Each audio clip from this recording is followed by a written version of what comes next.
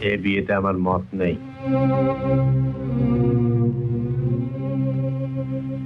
অবশ্য আমি জানি কৃষ্ণেন্দু আমার মতামতের অপেক্ষা করবে না।